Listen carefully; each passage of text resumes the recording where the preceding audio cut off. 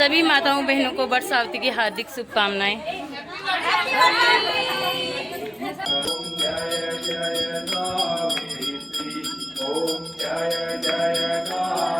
Everyone, कैसे हो आप? आई होप कि आप सब ठीक होंगे, हम भी ठीक हैं। स्वागत है आप सभी का फिर से मेरे के साथ नई वीडियो में।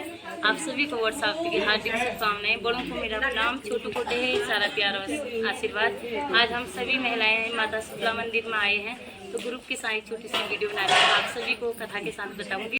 यहाँ पर सभी महिलाएं बैठ गई हैं पूजा पाठ करने के लिए, तो आप सभी बने वीडियो के साथ आप सभी को दिखाएंगे बरसावती की पूरी पूजा विधि और किस तरीके से पंडित जी द्वारा कथा सुनाई जाती है।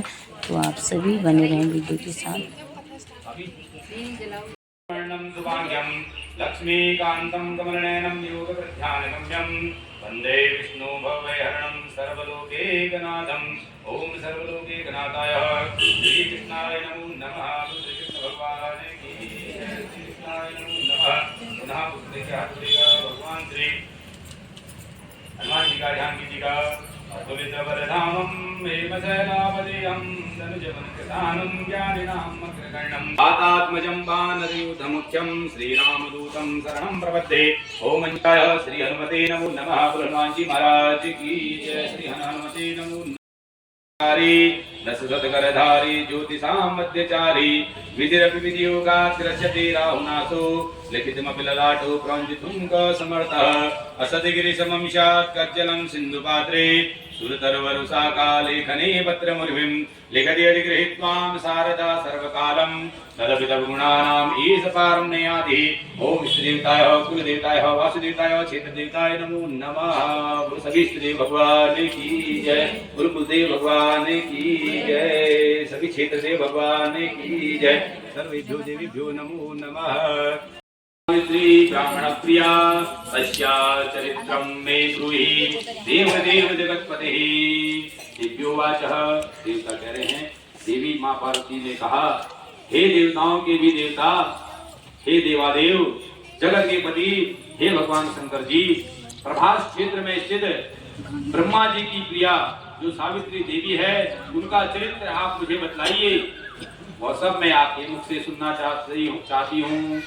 कृतम आहत्यम्य संयुक्तम इतिहास समन्वितम पातिवृत्यकरम स्त्रीणाम महाभाग्यम महोदयम, जिसमें अनेक व्रत का महात्म्य हो और उनके संबंध का इतिहास हो, एवं जो स्त्रियों के पातिवृत्य धर्म को देने वाला हो, सौभाग्यदायक हो। हे महादेव, वह सब आप मुझे बतलाइए। उस महान व्रत को उदय करिए। ईश्वरोवाच, भगवान शंकर जी कहते हैं, कथयामि महादेवी सावित्र्या चरितम् महत् प्रभास क्षेत्र संस्थाया स्थल स्थाने महेश्वरी यथा चिरणं वृतपरं सावित्र्यां राजकन्यकः। तब शंकर भगवान जी कहते हैं कि हे महादेवी, प्रभास क्षेत्र में स्थित सावित्री के असाधारण चरित्र को मैं तुम्हें बतलाता हूँ। हे महादेवी, सावित्री स्थल नामक स्थान में राजकन्या सावित्री ने जिस प्रकार से उत्तम वट सावित्री व्रत का पालन किया, आसीन मद्रेषु धर्मात्मा सर्वभूत हिते रता पार्थिवो अश्वपति नाम्नः रोज जानपद प्रियः क्षमावान् पत्यञ्च सत्यवादी जितेन्द्रियः प्रभास क्षेत्र यात्रायाम् आमाजगमां सभूपति। मद्रास देश में एक धर्मात्मा, सभी प्राणियों के हित में तत्पर रहने वाले, राजधानी तथा राज्य में रहने वाली प्रजाओं का प्रिय अश्वपति नामक राजा था, जो कि क्षमाशील शाम निमित्त वहां पर आया और विधि पूर्वक यात्रा करता हुआ सावित्री के स्थल पर पहुंचा। वहां पर उस राजा ने अपनी रानी के साथ इस व्रत को करते हुए लोगों को देखा, जो सावित्री के नाम से प्रसिद्ध था। गुरु सावित्री मैया की। सभी प्रकार की कामनाओं को पूर्ण करने वाला है वह सावित्री व्रत। तस्य तुष्टा भवद्देवी सावित्री ब्राह्मण प्रिया भूर्भुवस्वरी तिष्येषा कक्षान् मूर्तिमति स्थिता। भूर्भुवस्वः भूलोक कमंडलो धरा देवी जगामादर संगम पुनः कालेन बहुना जाता दुहिता देव रूपिणी। कमंडलू को धारण करने वाली वह सावित्री देवी दर्शन देने के बाद पुनः अदृश्य हो गई और बहुत दिनों के बाद उसी राजा के यहाँ देवी के समान रूप वाली कन्या के रूप में उत्पन्न हुई। सावित्री की प्रसन्नता से प्राप्त तथा माँ सावित्री की पूजा करने के बाद हुई। अतः राजा ने ब्राह्मणों की आज्ञा से अपनी उस कन्या का नाम भी सावित्री रख दिया। वह राजकन्या सावित्री साक्षात शरीर धारण की हुई लक्ष्मी के समान शोभित होती हुई बढ़ने लगी और धीरे धीरे सुकुमार अंगों वाली वह यौवन अवस्था को प्राप्त होने लगी, जिसके मध्य भाग सुंदर और नितंब भाग विस्तृत थे और जो स्वर्ण की प्रतिमा के समान दिखाई पड़ती थी। लोग उसे देखकर यही समझते थे कि यह अवश्य ही कोई देव कन्या है। कमल के समान विशाल नेत्रों वाली एवं तेज से अग्नि के समान प्रज्वलित होती हुई वह सावित्री महर्षि भृगु द्वारा कहे हुए सावित्री व्रत को करने लगी, जिसके आरंभ में सुंदर वर्ण वाली उसने उपवास करके सिर से स्नान करते हुए सावित्री देवता की प्रतिमा के पास जाकर अग्नि में हवन करके ब्राह्मणों से स्वस्ति वाचन कराया और उन ब्राह्मणों से अवशिष्ट पुष्पांजलि ग्रहण करके सखियों से घिरी हुई लक्ष्मी देवी के समान सुंदर रूप से शोभायमान हुई वरारोह तथा राजकन्या समीप में जाकर पिता के चरणों में प्रणाम कर प्रथम प्राप्त पुष्पांजलि को निवेदित कर हाथ जोड़कर राजा के प्रसाद को ग्रहण किया। उसे युवावस्था को प्राप्त होकर देखकर राजा उसके विषय में मंत्रियों से सलाह लेने लगी। राजकन्या के लिए अवश्य ही कोई वर का अन्वेषण करो, ऐसा मन में विचार करने लगी।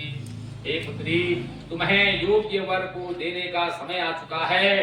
मुझसे कोई तुम्हारे तेज से दर्शित होकर तुमको मांगने के लिए भी मेरे सम्मुख नहीं आता है और मैं भी विचार करने पर तुम्हारे अनुरूप वर को नहीं देख पा रहा हूँ। अतः हे पुत्री, देवताओं के निकट में जिस तरह निंदनीय न हुई वैसा तुम कोई कार्य करो। मैंने धर्मशास्त्र में पढ़ा है और सुना भी है कि यदि पिता के गृह में रहती हुई विवाह के पहले ही कन्या रजो धर्म से युक्त हो जाती है, वह शूद्रा के समान समझी जाती है तथा उसके पिता को ब्रह्म हत्या के समान पाप लगता है। इसलिए हे पुत्री, मैं तुमको भेज रहा हूँ कि तुम स्वयं राजन, यदि आपको भी इष्ट हो तो अपनी पुत्री सावित्री का कन्यादान निर्भीकता के साथ शीघ्र कर डालो। ऐसा कहकर नारद जी आकाश मंडल से स्वर्गलोक को चल देते हैं। इसके बाद राजा ने भी शुभ मुहूर्त में समीपवर्ती वेदों के पारंगामी ब्राह्मणों के द्वारा पुत्री सावित्री का विवाह संबंधी सभी कार्य संपन्न किए और तनवग्वी सावित्री भी मनोविलसित उस सत्यवान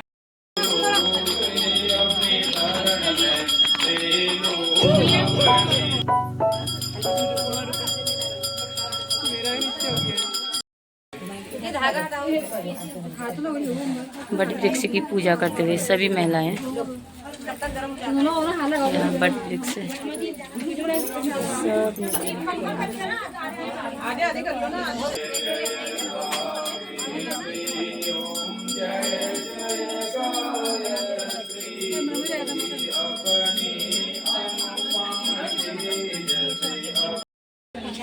कपड़ों का ध्यान देना,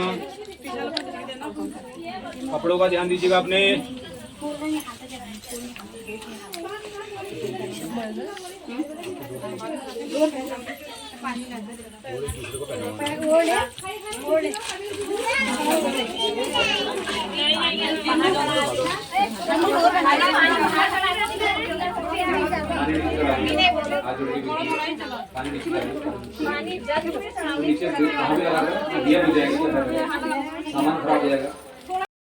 फिर हमने यहाँ पर लिए बट वृक्ष की फेरे सभी महिलाओं ने।